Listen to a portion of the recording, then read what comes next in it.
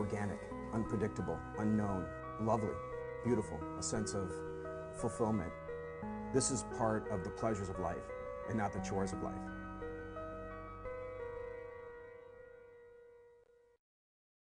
Coming up on Daily Iowan TV, here's store owners' thoughts on the proposed ordinance to regulate the homeless population in the downtown Iowa City Ped Mall. And meet the freshmen. The block party Sally Mason hosted for the freshman students yesterday. And in sports, our reporters are on location for the return of the Monday evening whip round. All that and more next. Daily Iowan TV is ready to go. I'm Tom Brokaw. For more than 100 years now, the University of Iowa community has been waking up to the Daily Iowan. Today, it's the largest newsroom in eastern Iowa. And now you can see the news every night on Daily Iowan TV and get it anytime worldwide at dailyiowan.com.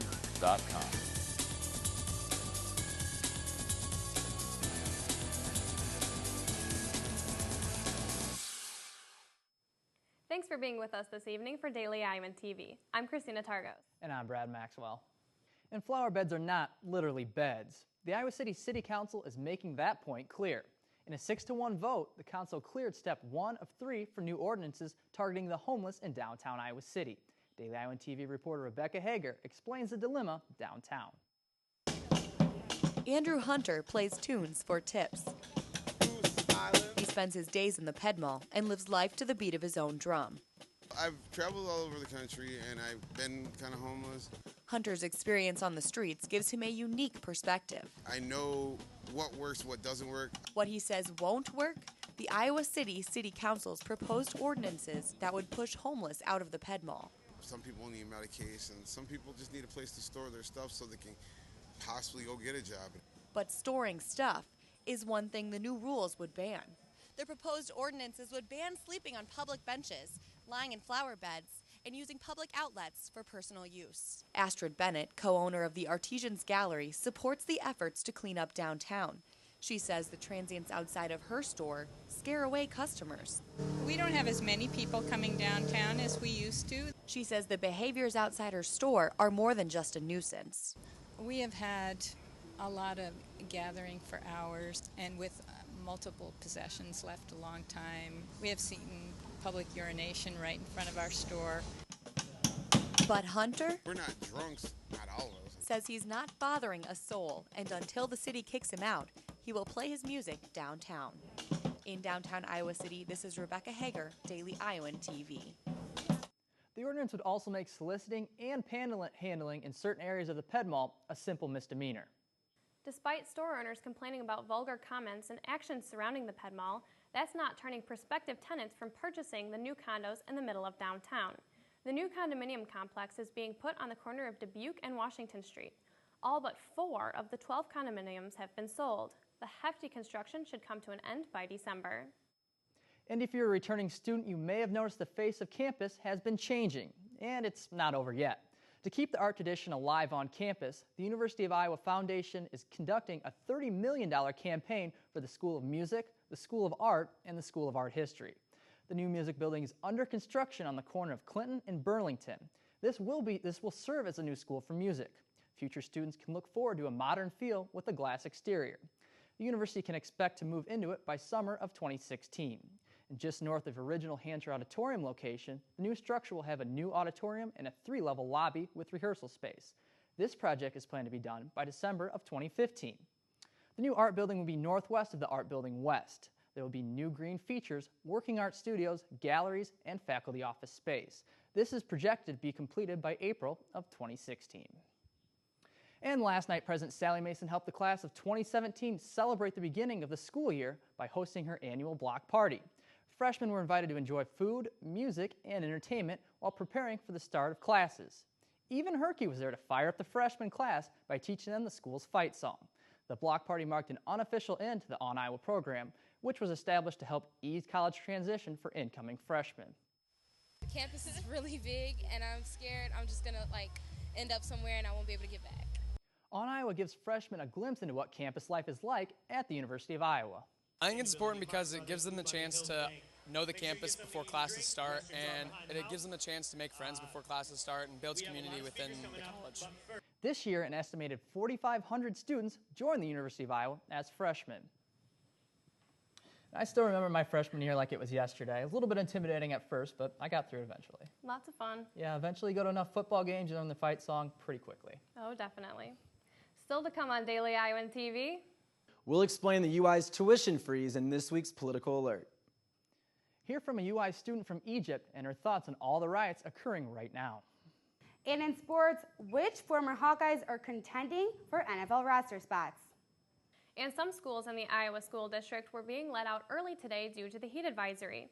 And according to Iowa's Education Department, 15% of state schools do not have air conditioning, and they wanted their students to get home before the weather peaked to 100 degrees. Marissa, is it still going to be this hot tomorrow? Tomorrow will be extra hot again. To start off the day, it will be cloudy with temperatures in the 70s. By the time afternoon rolls around, it will be sunny and reach 94 degrees. Tomorrow night will be clear and 90 degrees. So all you students on campus, be sure to stay hydrated. Looking ahead to the rest of the week, Wednesday and Thursday will still be hot with temperatures in the mid-90s. There will be partly cloudy skies on Wednesday, so hopefully those clouds can give us a bit of relief. Friday and Saturday will be sunny and hot once again with temperatures in the mid-90s. Sunday will be cloudy and 93 degrees. That's all I have today. Be sure to stay cool this week. Thanks, Marissa. We have our political correspondent Reed Chandler on standby with our very first segment of Political Alert. Reed, what's been going on over the summer for those who might have missed out on their political scoop? Brad and Christina, thanks, and to our viewers, welcome to Political Alert, our weekly Monday segment on Iowa state, local, and even university politics. Now students are returning for the fall semester after a hot summer, and just as Marissa had just mentioned, there is a major heat wave going on in Iowa right now. But if you paid attention to the Daily Iowan this summer, you might have seen that Iowa is actually experiencing a freeze at the same time. It's called a tuition freeze, and the student body here at the UI has been fighting hard for it. You may recall University of Iowa student government initiating a day at the Iowa State Capitol last year to lobby lawmakers into approving the freeze. The tuition freeze was proposed to the Iowa's Board of Regents last September and approved in December for residents at the University of Iowa, Iowa State University, and University of Northern Iowa. It took effect this summer. So how did this all become possible? The Board of Regents actually had to approve an increase in their own budget to keep the state tuition for in-state students frozen. That puts in-state tuition for this year at just over $8,000, but non-residents will still see an increase in their tuition this year of 2.6%, putting them at paying almost $27,000 a year. Though the Board of Regents has to agree on the freeze, it's not totally up to them. The Daily Iowan had its monthly sit-down with Sally Mason today, and she had this to say about how it happened. I've had a number of conversations with individual legislators this summer, and I've thanked them profusely for their willingness to partner with us, because it was really the legislature that made it possible. And UISG also plans to continue lobbying Iowa lawmakers to extend the freeze. President Catherine Valde told the Daily Iowan, "It's all about starting early." She said, quote, "We started this in August, and even before, we met with the governor and lieutenant governor in July. And so if we just kind of keep delivering our message and keep putting our voices into the conversation, I think that is how we can be most effective." You can read the full Q&A with Sally Mason in tomorrow's pages of the Daily Iowan, and that's also where you'll find a piece on UISG's plans this semester, including the tuition freeze efforts. Well, that's a wrap up for this week's Political Alert. I'll see you here next week. Brad and Christina.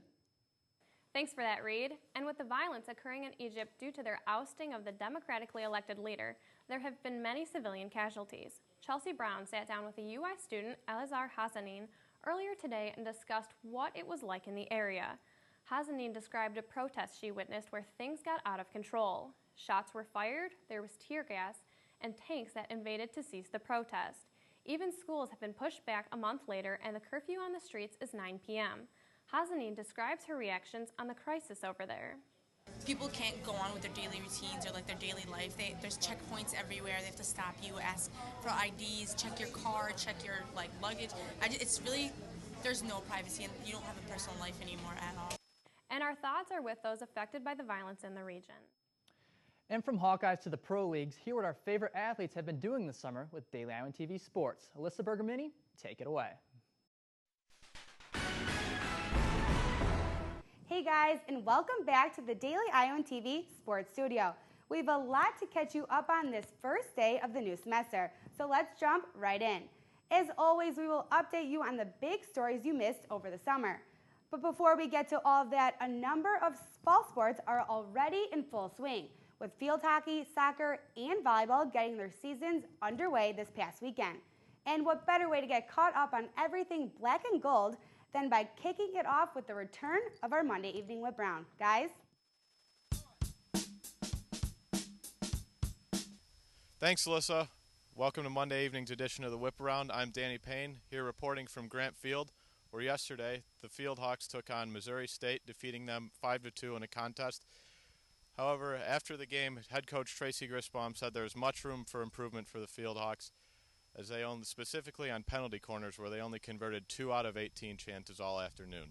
Now, for more on head coach Ron Rainey's soccer squad, we're going to send it over to Jalen Socek, who's standing by at the Iowa Soccer Complex. Thanks, Danny. Head coach Ron Rainey and his Hawks are off to a hot start after the 3-1 victory over Western Michigan this past Sunday. The victory not only marks their second straight of the preseason, but their 20th consecutive non-conference win. Melanie Prickett was off to a dominant start, with accounting for the first 2 goals in Saturday's contest. The Hawks will return to action this weekend for a pair of matches against UC Davis and Pacific. And now we'll toss it over to Carver Hawkeye Arena, where our own Taylor Axelson has the latest on the Volleyhawks. Thanks, Jalen. 2 nights ago, the University of Iowa volleyball team opened up their season with its annual black and gold scrimmage. They had the gold team had victories in all 4 sets, 3 to 25 points and 1 to 15. Senior Rachel Bedell hit double digits in kills with 15.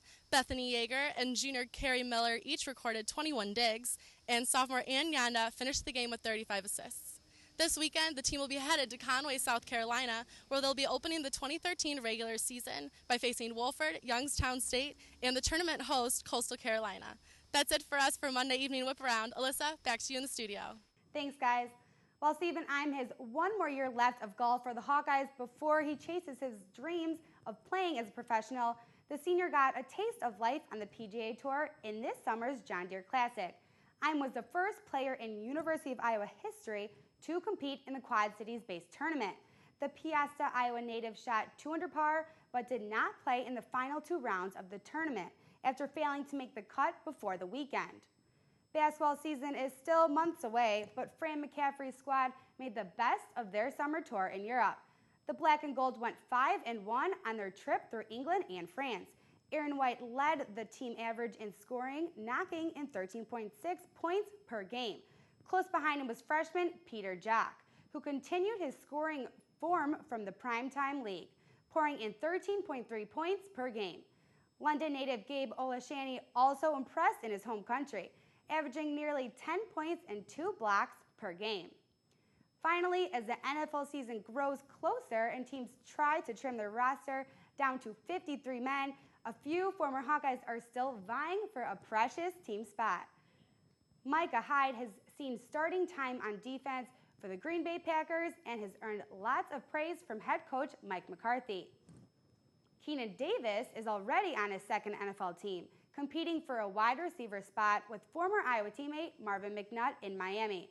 And this just in, last year's starting quarterback James Vandenberg has been cut from the Minnesota Vikings after attempting to work his way into head coach Leslie Frazier's plans.